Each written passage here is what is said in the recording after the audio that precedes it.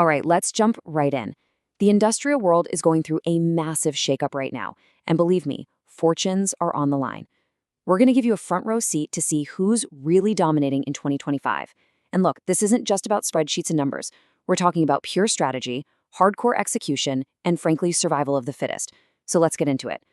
So just so you know where all this is coming from, everything we're about to cover is pulled straight from the latest analysis by HDIN Research.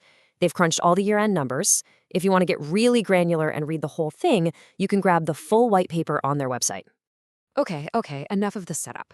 It's pretty simple, right? We've got 5 giants, 1 market that's in total flux. So let's just cut through all the noise, forget the press releases, forget the earnings calls. Who actually won the year? You got it. So here are our contenders, the heavyweights in the ring.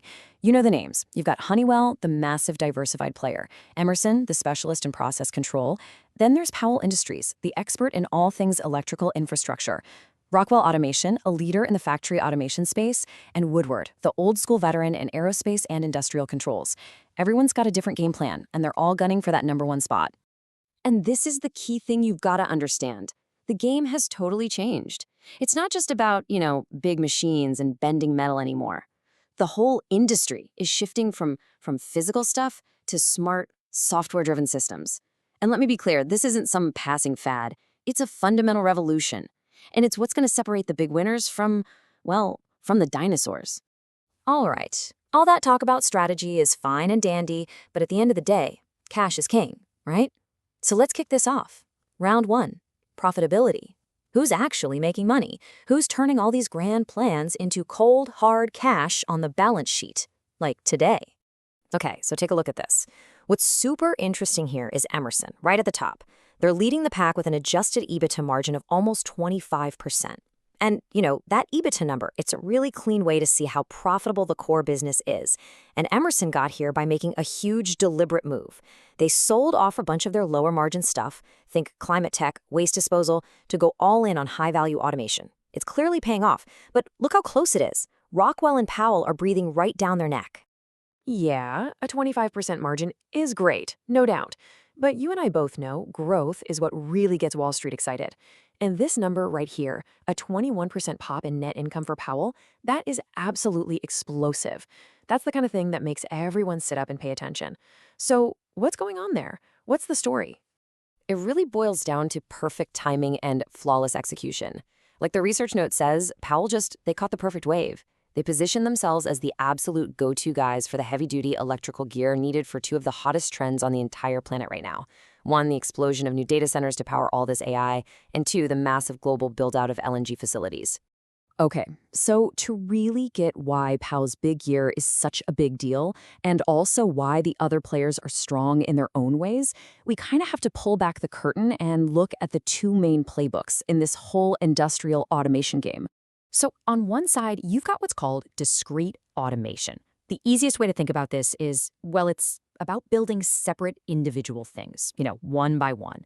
It's all the robots and the smart systems that put together distinct products. We're talking cars, phones, computer chips. If you can count them as they come off the line, that's discrete automation. And yeah, this picture is the perfect example. These robotic arms on an assembly line, that's the classic image. That is the heart and soul of discrete manufacturing. And this, by the way, is Rockwell Automation's world. This is their bread and butter.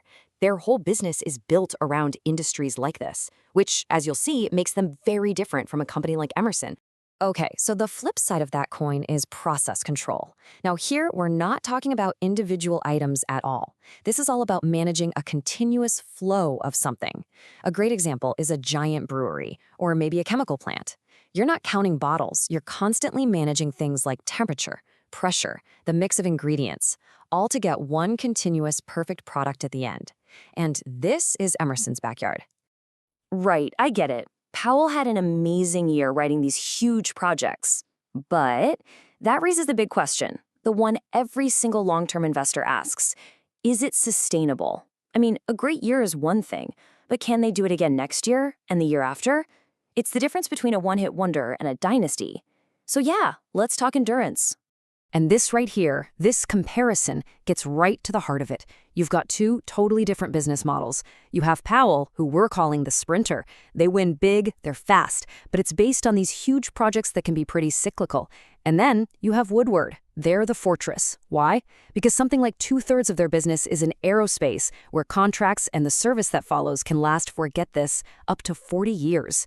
That is the very definition of stable, locked-in money. Exactly. And here's another great way to frame it.